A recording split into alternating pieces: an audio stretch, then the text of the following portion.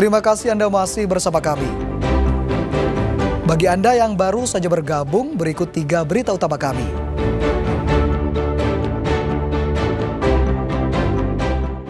Polisi ringkus pelaku pembacokan korban pria dan wanita hingga tewas di Bangkalan.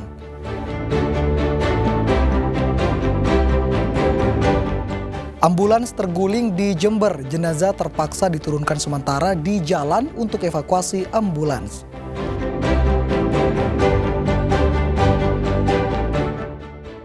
Menikmati olahan ayam bakar bumbu merah di Jombang yang menggugah selera.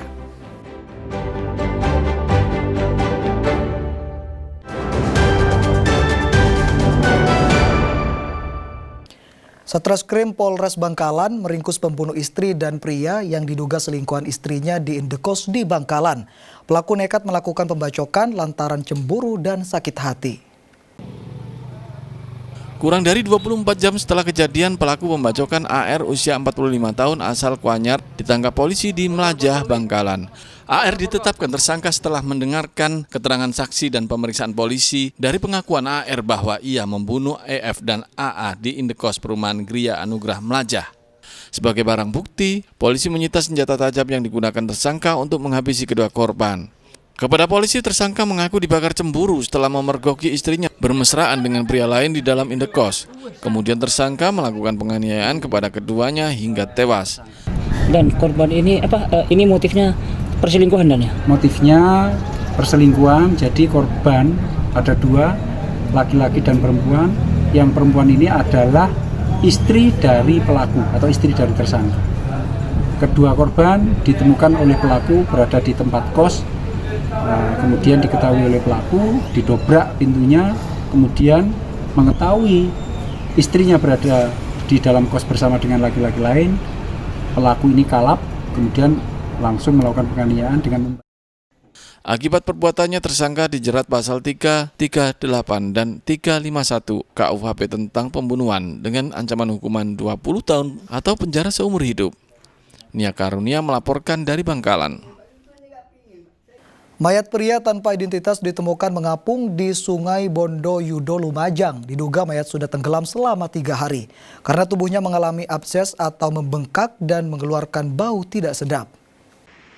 Ratusan warga desa Bondo Yudo, Kecamatan Sukodono, Lumajang dihebohkan dengan ditemukannya sesosok mayat pria mengapung di sungai setempat. Mayat tersebut ditemukan tersangkut di bebatuan dalam posisi tengkurap tanpa mengenakan sehelai pakaian.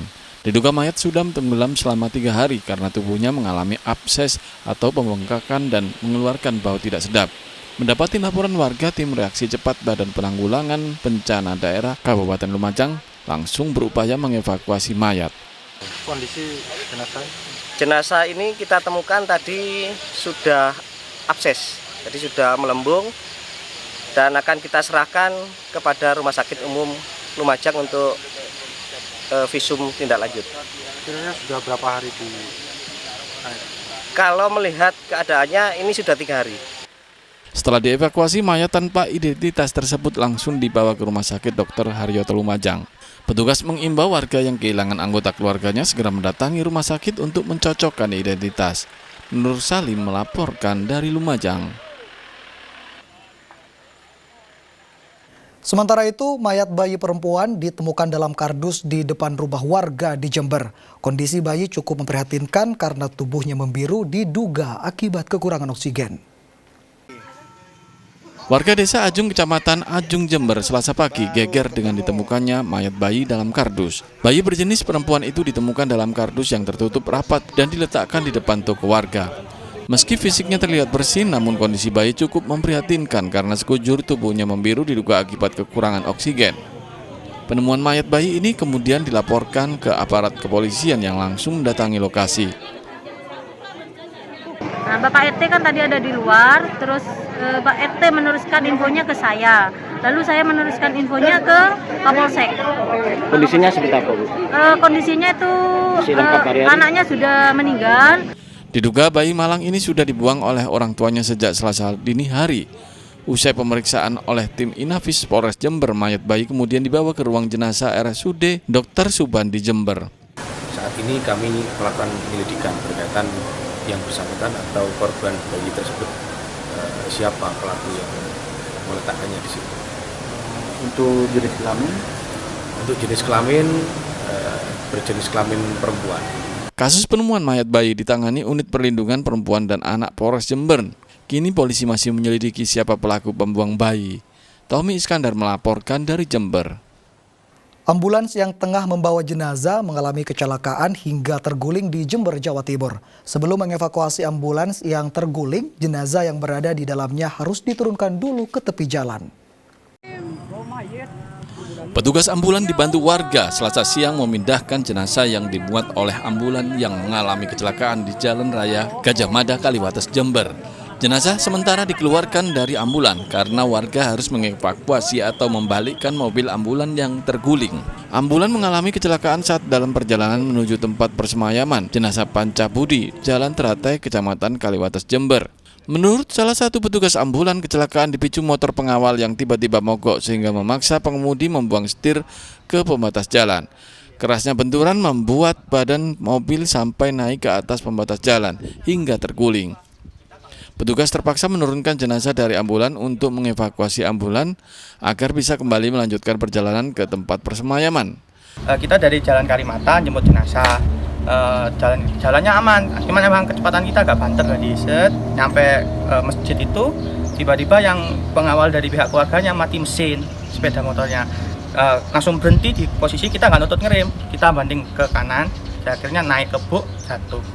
Akibat kecelakaan ini salah satu penumpang terluka karena serpian kaca yang pecah. Meski jenazah akhirnya bisa diantar hingga ke tempat persemayaman, namun ambulan yang kecelakaan mengalami kerusakan. Tommy Iskandar melaporkan dari Jember. Seorang guru wanita dibegal saat pulang sekolah di Desa Geger, Bangkalan saat situasi jalan sepi. Korban berusaha melawan hingga terjatuh di pinggir jalan dan sepeda motornya dibawa kabur pelaku. Pak, no komen dulu bang, aku takut. Dari lao, ya egois dekan nare. Saat perjalanan pulang dari sekolah, seorang guru wanita yang berboncengan dengan anaknya diikuti pemotor lain dari belakang. Saat suasana jalan di Desa Geger sepi, pelaku langsung memepet dan merampas motor korban, kemudian membawa kabur. Warga yang kebetulan melintas melihat korban panik dan ketakutan segera memberi pertolongan, sedangkan anak korban menangis ketakutan memeluk ibunya. Saat ini anggota kami masih melakukan penyelidikan terkait dengan pelaku atau keberadaan pelaku tersebut. Saat ini masih dalam proses pencarian dan penyelidikan. Dan ada video rekaman amatir yang diduga ada 3 orang pelakunya. Ya, itu masih kami lakukan penelitian terhadap kebenaran video tersebut. Jadi kemarin itu ketika setelah terjadi proses pengambilan paksa oleh perampok ini dan ada beberapa bahkan suaminya yang mengejar itu sempat diancam dengan senjata tajam oleh 3 pelaku. Ya akhirnya karena 1 lawan 3 mungkin suaminya agak mundur gitu ya. Sehingga pelaku terus melarikan unit motornya ini. Hingga saat ini polisi masih memburu pelaku yang sempat terekam kamera handphone warga. Nia Karunia melaporkan dari Bangkalan. Seorang nenek berumur 99 tahun asal Lamongan menjadi calon jamaah haji tertua. Meski usianya hampir 1 abad, ia bersyukur masih diberi kesehatan sehingga bisa ke Tanah Suci pada musim haji tahun 2025 ini.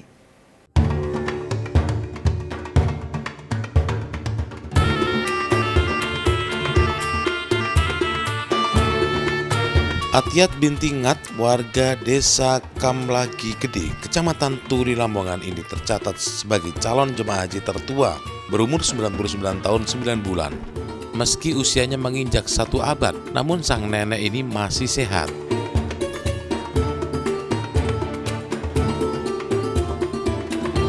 Atiat sendiri mendaftar kuota haji pada tahun 2020 di KBIH Matoliul Anwar dan menjadi salah satu dari 79 calon jemaah haji lansia asal Lamongan yang berangkat pada tahun ini.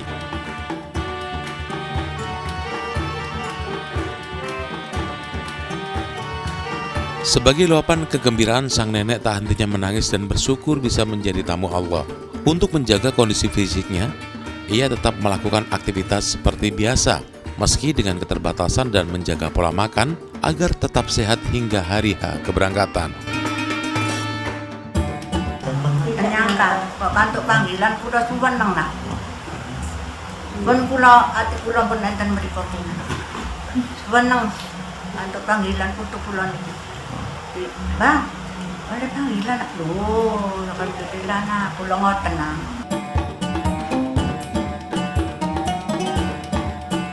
Sementara itu Tutus, cucu dari Atiyat, mengatakan tak menyangka jika neneknya bisa berangkat haji pada tahun ini. Tutus dan keluarganya ikut bersyukur. Mbak, saya kabari kalau kalau sudah kepanggil haji itu bahagia, ya langsung menangis semua di rumah itu kayak terharu kok bisa langsung 4 tahun langsung bisa dipanggil gitu. Keluarga Atiyat berharap sang nenek bisa selamat sampai ke Tanah Suci dan kembali ke tanah air dengan sehat dan menjadi haji yang mabrur. Sapari Ranuwijaya melaporkan dari Lamongan. Sementara itu, seminggu jelang dimulainya pelaksanaan ibadah haji tahun 2025, Asrama Haji Sukolilo Surabaya siap menerima kedatangan jemaah calon haji. Perbaikan dan renovasi fasilitas di Asrama Haji seluruhnya hampir selesai. Asrama Haji Sukolilo Surabaya terus berbenah jelang pelaksanaan ibadah haji tahun 2025. Fasilitas sarana dan prasarana di Asrama Haji sudah hampir 100% siap menerima kedatangan jemaah calon haji atau CJH.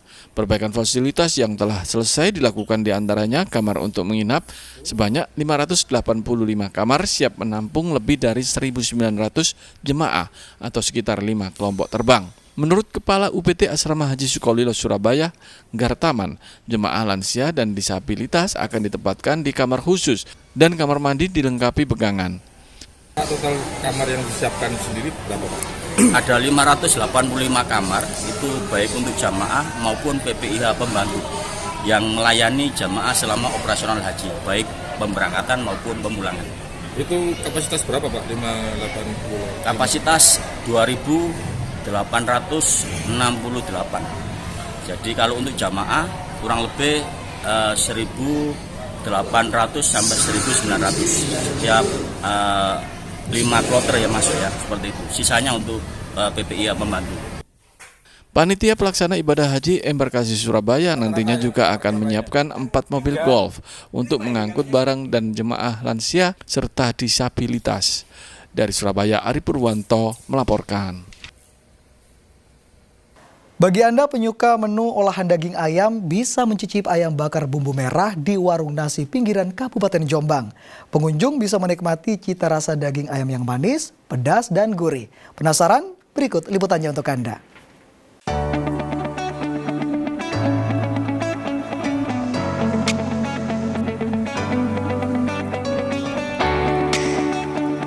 Kuliner ayam bakar bumbu merah ini bisa Anda temukan di pinggiran Kabupaten Jombang. Tepatnya di Desa Balungsari, Kecamatan Megalu. Warung yang berdiri tahun 2018 ini tak pernah sepi dari pengunjung. Sekilas penyajian ayam bakar bumbu merah ini sama dengan kuliner sejenisnya.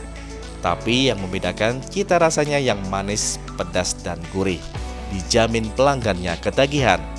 Karena ayam yang digunakan yakni ayam kampung. Tak heran, dalam sehari bisa menghabiskan 200 porsi atau 50 ekor ayam kampung. Ayam bakar manis, pedas manis, dan ayam bakar merah. Kenapa, Bu, pesan menu itu? Ya memang suka, Pak, ayam bakar. Enak. Kelebihannya apa, Bu? Sambalnya enak, terus ayamnya juga empuk. Sudah berlangganan di sini atau bagaimana? Ya, juga yang terdekat di sini. Untuk urusan harga? Harga cocok di kantong. Menu andalannya itu ayam bakar Jawa yang pakai bumbu merah itu. Kenapa, Bu, pakai bahan? Itu mengikuti seleranya orang sini yang sukanya pedas, manis, gurih. Untuk ayamnya, jenis ayamnya sendiri? Pakai ayam Jawa.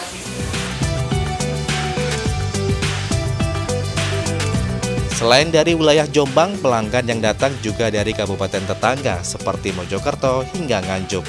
Tak hanya menyajikan menu olahan ayam, di warung ini juga menyajikan olahan ikan seperti gurami maupun patin. Seporsi ayam bakar bumbu merah dengan sepiring nasi cukup membayar Rp21.000. Dwi Mujarso melaporkan dari Jombang.